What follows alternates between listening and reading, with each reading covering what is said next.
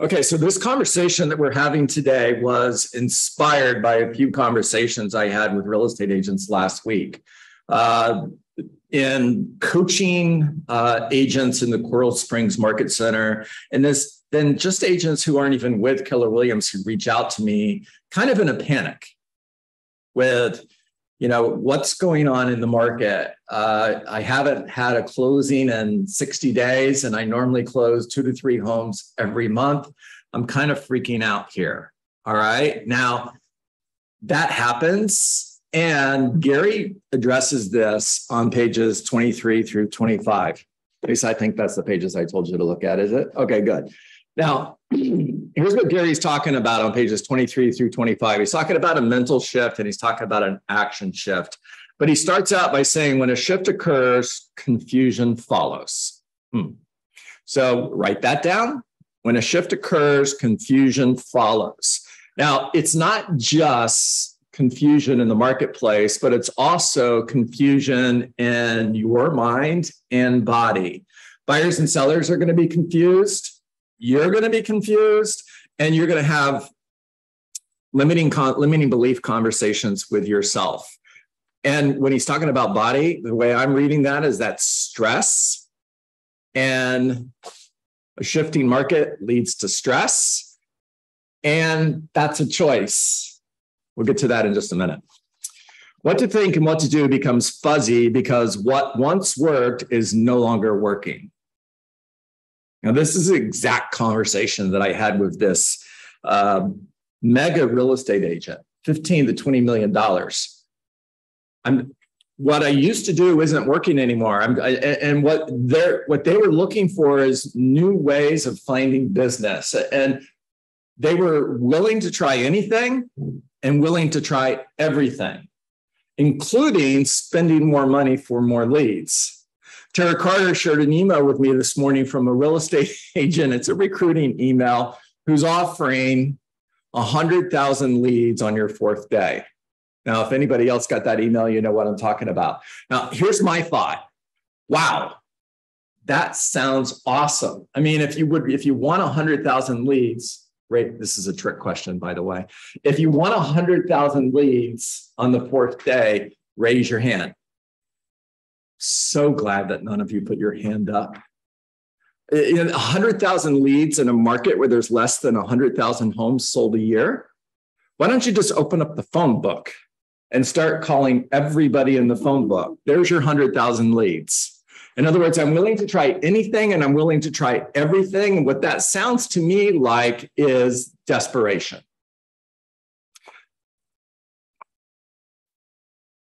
When a market shifts, there was only one thing to do: shift with it.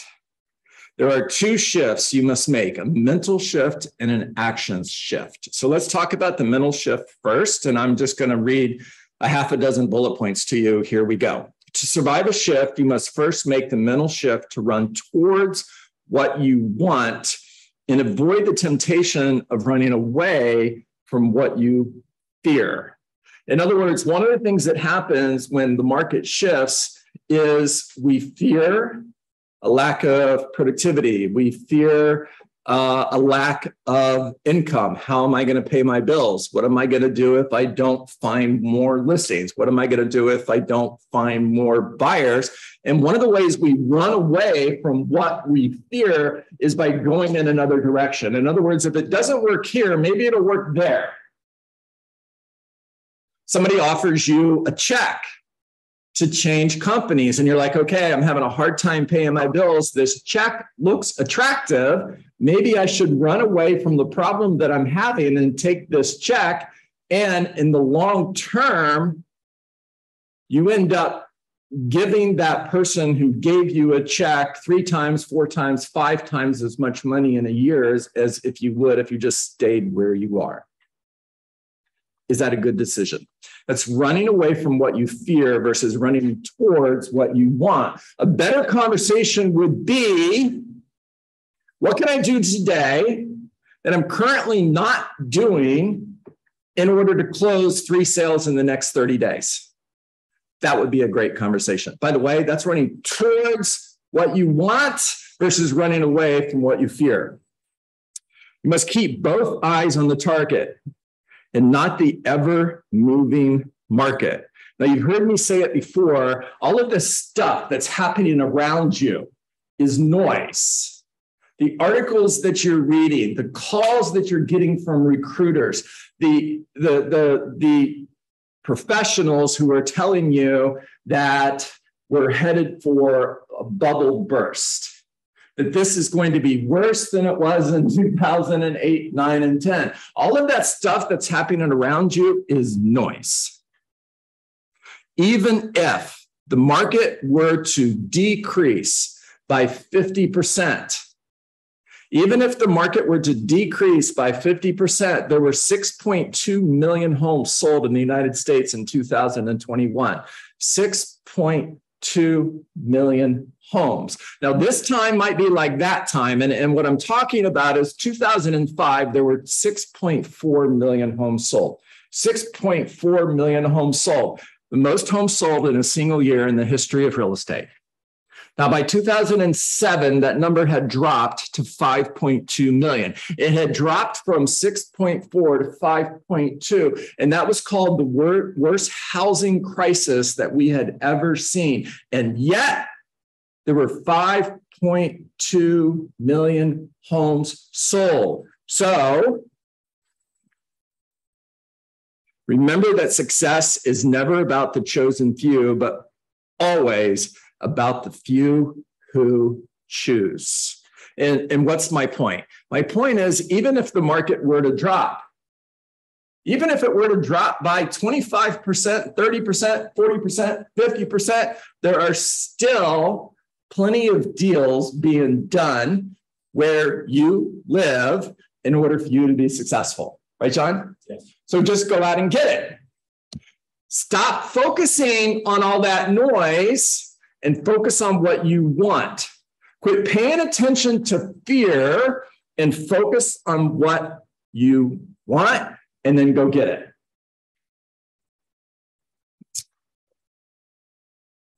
There are three types of people who emerge when a market shifts. First, those that fearfully predict the worst and are unnecessarily pessimistic. First, those who fearfully predict the worst and are unnecessarily pessimistic. The sky is falling, the sky is falling, the sky is falling, the sky is falling. Second, those who hopefully wish for the best, believe they can't fail, and are unrealistically positive. In other words, everything's going to be okay. I'm good. We're good. I'm not going to make any changes. If I ignore it, it'll go away. Yeah, try that with your mortgage payment. If I ignore it, it'll go away. No, that doesn't work. All right. And third, those that respect the fact that they might fail, actively prepare for the worst, and strive for the best. These individuals are the resourcefully realistic and always the timely triumphant. So I was reading an article this morning about goal setting. It was really interesting because the article that I was reading actually said that when you set a goal, let's say that I set a goal to lose 20 pounds in the next 90 days, I'm going to get physically fit, and I envision what that's going to look like. I envision how I'm going to feel when I lose 20 pounds, what I'm going to look like. Got my beach body ready to go. That hasn't happened in a long time. Shut up. Now I've got all these great visions. Now here's what's interesting about that. What will actually work better when somebody brings donuts to the office, which actually happened today. There's donuts in the break room if anybody wants them. When somebody brings donuts to the office, before you pick up that donut and eat it, instead of visioning what you want, what it's going to look like when you get there, vision what you're going to look like if you don't make any changes. See yourself as that overweight person who doesn't feel good, who doesn't have energy, who doesn't have that beach body that they want. When you vision that, you'll put the donut down. Now, let me tell you why I shared that with you. Listen to this again. Third, those that respect the fact that they might fail actively prepare for the worst and strive for the best. These individuals are resourcefully realistic, and always the timely triumphant. I want you to think about that fourth box in the exercise where we look at positive present, positive future, where we want to go, negative present, what are our current obstacles, and negative future, what is that? What is it going to look like if we don't make any changes? I want you to look at that negative future box every day. And I want you to tell yourself, this is what my life looks like if I don't make changes. You will be more motivated to make changes by experiencing pain than you will be by going towards pleasure. It's just the way you're built. All right. You can't control the market, but you can control your outlook and your response to the market. The market is the market. So what? Now what? And you can control how you view the market and what your response is. Know that while not everyone will succeed in a shift, some will, and anyone can. Most people live in a flow with the tides life. Boy, you know, when Gary's talking about most people, I want to tell you guys it's at least 80%. It's the 80-20 rule, right? At least 80% of people live this way, if not more. And I think it's more. Because if you researched how many people, go ahead and go on Google and research this. How many people have written goals and review those written goals every day? I'm going to tell you what you're going to find. It's probably about 3%. 3%. Most people live with a flow with the tides life. Their careers and their fortunes seem to rise and fall with the tides of the market. When things are going well, anything and everything works. Excuse me? Less than 1%. Aaron looked it up. Less than 1% have written goals and look at them every day. There you go. Their boats float. What they fail to realize is that all boats float at high tide, and no captain gets credit for that. When times get tough, otherwise, kind of like this time, when times get tough,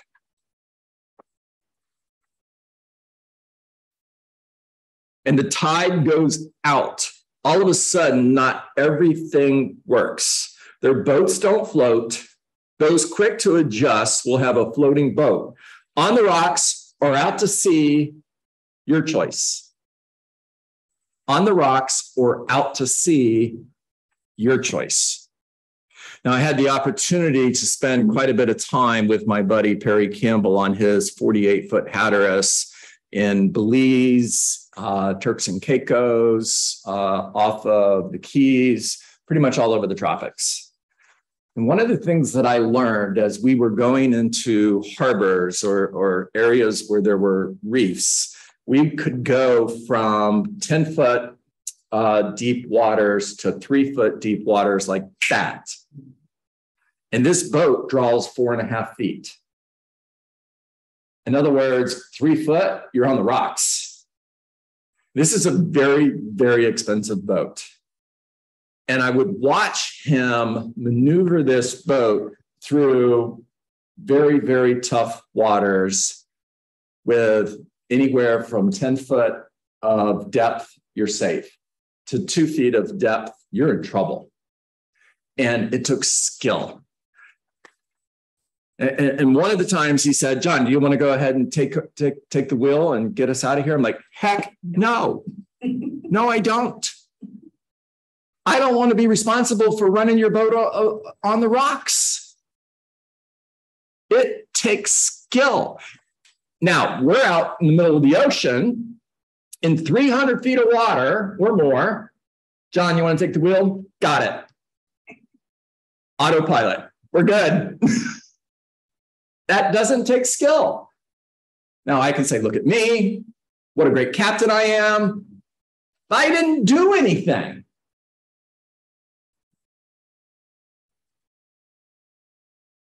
Be a low tider. Always be prepared for low tide. Know that it is always a good time to be in the real estate market. Boy, write that down, write that down, write that down. It is always a good time to be in the real estate market when you take a long-term view of the market instead of getting caught up in short-term thinking. Keep your perspective. Judge your success over the length of your career, not the high or low of any single year. Know that growth comes from clarity, priorities, and focused action. To make a strong mental shift, be clear about your situation and what it is that you want. Write down and prioritize the necessary steps you must take to achieve your goals. Now you are focused on what you want, you know what you need to do, and you know what comes first. So what are you waiting for?